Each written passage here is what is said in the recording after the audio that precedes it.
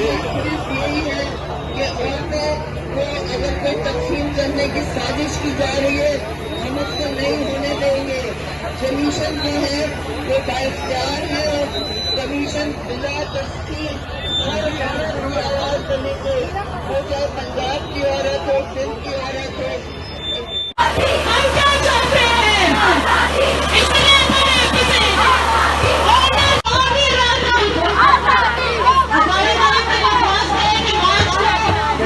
तो नहीं करनी नहीं है, ऐसी रैली है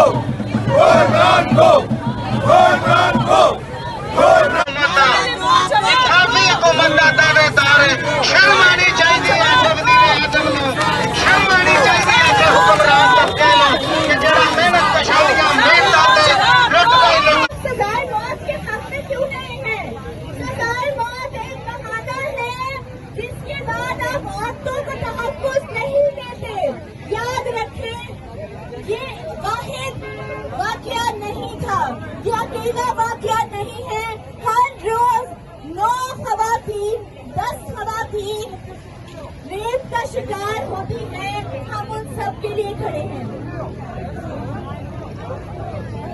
हमारी लॉयर भी हमारे साथ खड़ी है। आज